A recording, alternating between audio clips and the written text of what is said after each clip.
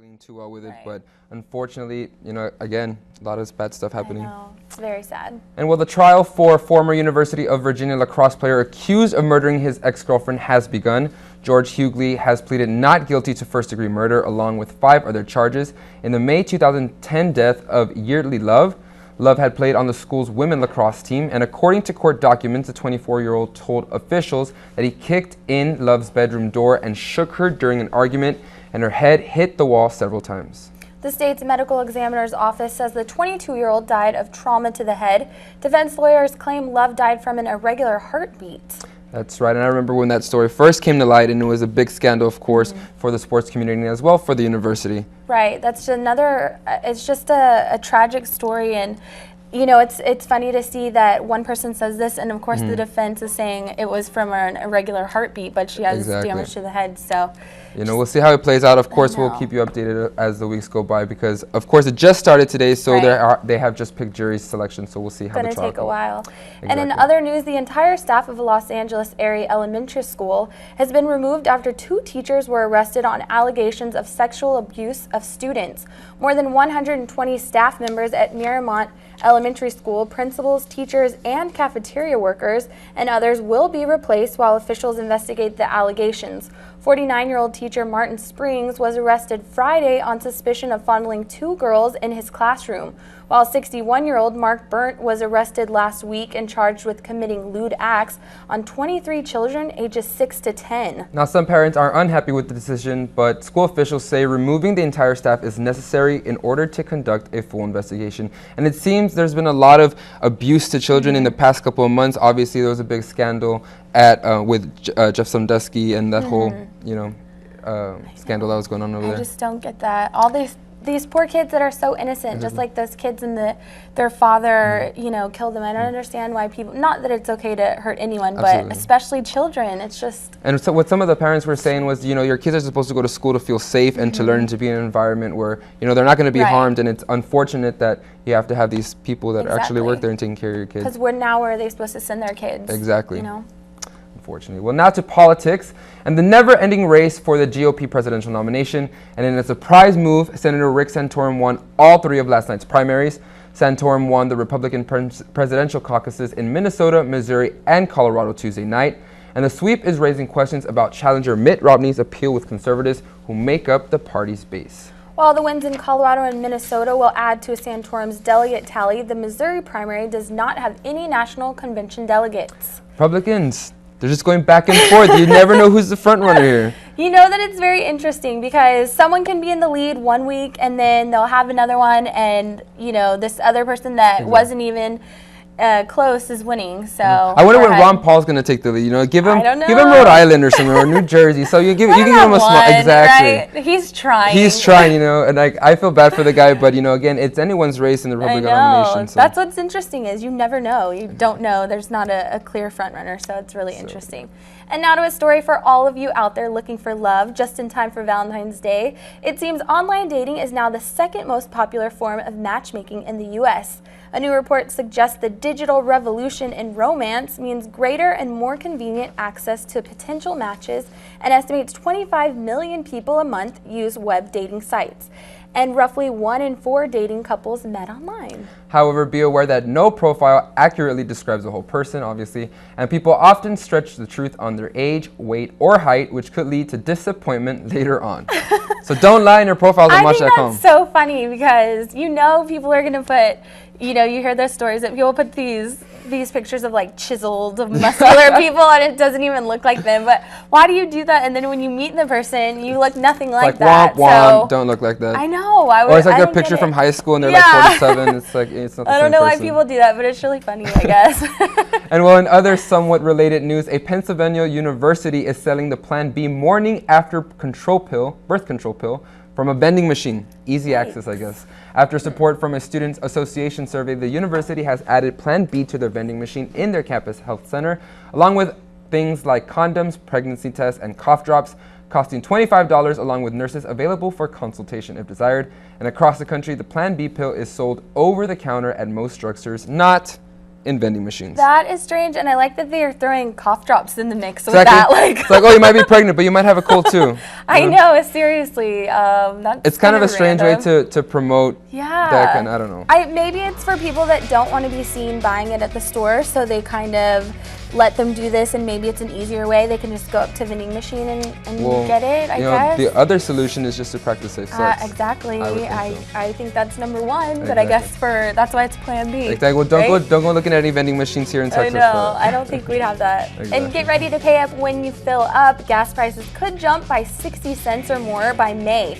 Analysts tell USA Today prices should peak at 4 or 5 a gallon, but some markets will go much higher. That's right. Seems like we're going to be paying a lot more for gas, which is unfortunate because I like to drive, and I'm not going to know if I'm going to be paying $4 a gallon. Right. I feel like it hasn't been high for a while, so now maybe they just thought, hey, we need to make some more money. Let's spike it up. But I mean, I hate it when it's like gets over $3 and now it's going to be to $4. It's like, oh. I think that's ridiculous. I don't know why it's so expensive. I remember a couple years ago it was, like $1 or something. I don't know. People are just greedy. That's what I say. Exactly. And now here in Laredo to a story that has everyone talking. People around the city are shocked. A favorite radio station will no longer be heard. 94.9 The Works was the only rock station in Laredo, and loyal listeners are now left to wonder what they will do without their beloved station. Well, we found out it was crazy, dude. It was like there's no rock music. It's not right. You're used to that 24/7. Babe, what's wrong with that? I think they rock music, from the beginning, and I just can't believe that they're not going to have rock music. That's crazy.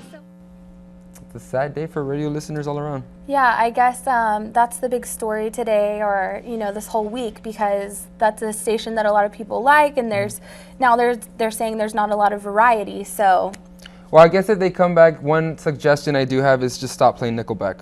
Oh, really? Is that something they play a lot? I mean, it's just a suggestion. I don't well, really listen to 94.9. Maybe they'll bring it back because you said that. Exactly. See, because people watch The Scoop. That's I know. What we're here for. Of course they do, right? Yeah. Well, it's still ahead in our topic of the day. The YouTube video heard around Laredo. Why Sarah Hates Laredo is up next.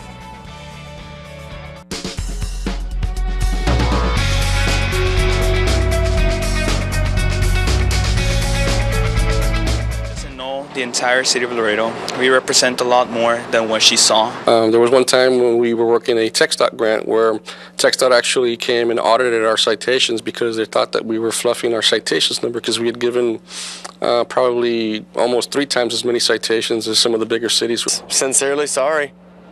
And if there's anything I can do to make it right, I mean, I would, but I didn't do it. So I'm apologizing for my family. Our topic of the day deals with the YouTube video heard around Laredo. Sarah Walls took to YouTube to express her feelings about the Gateway City, its culture, food, and people, which caused a major backlash in the community. And it's probably no surprise that most of you have already seen the infamous YouTube bashing, but in case you missed it, here's why Sarah hates Laredo. Laredo, Texas, this town sucks. And thank God I was not born here or raised here, because I'll probably be dead by now. I'm from Colorado, and very unfortunately, my husband got transferred out here due to work. Laredo, Texas is a border town. It borders Mexico. So lovely. It's #1 in America for car theft. The people here, half the people don't know English. This is America, though, and they don't know English. These people are just really insane. The violence here is so high. The crime rate is so high.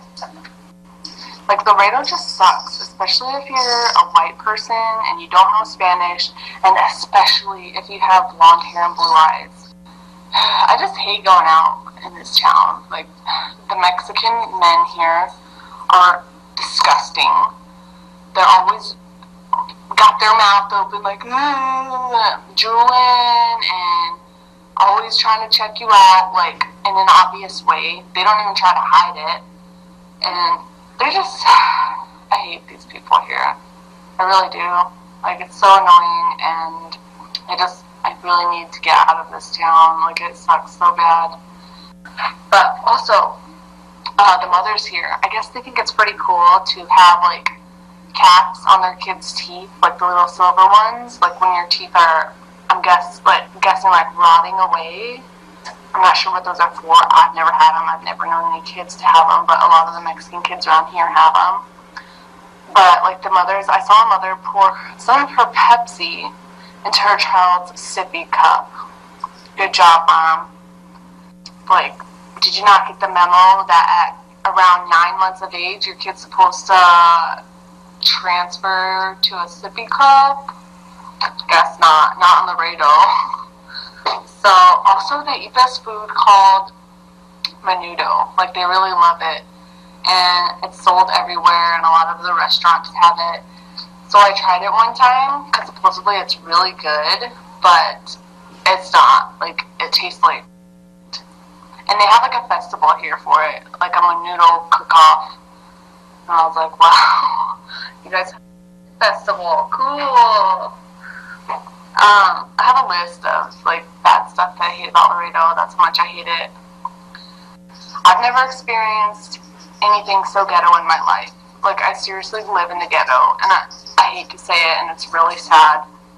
But, like, there isn't a part of Laredo that isn't ghetto. Like, the whole town is really ghetto. Sketchy, scary, unsafe. Like, the entire town. I don't know. That's all I'm gonna say for now. I'm sure I'm gonna have a lot of haters. Feel free to leave your comments below. I'll read them, but, you know, I'm a white girl. Also, I just want to note that I was never prejudiced against Mexicans until I moved to this town. So, thank you, Laredo, for giving good Mexicans a bad name. Bye.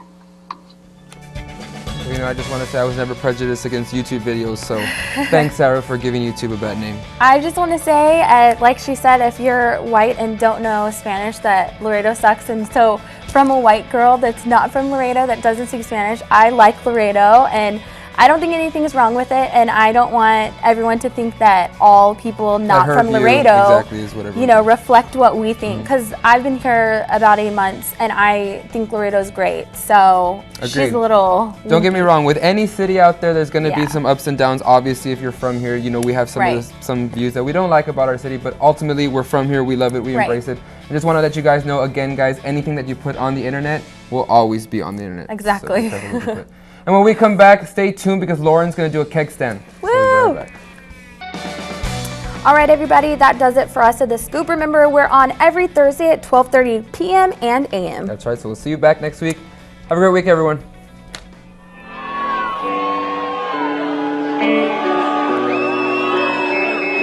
We're feeling alright.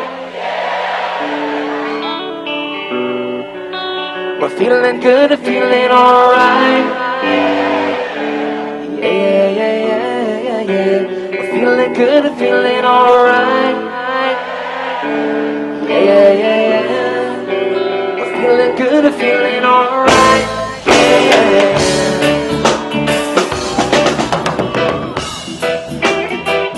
I just want to thank you guys for supporting Revolution over the years.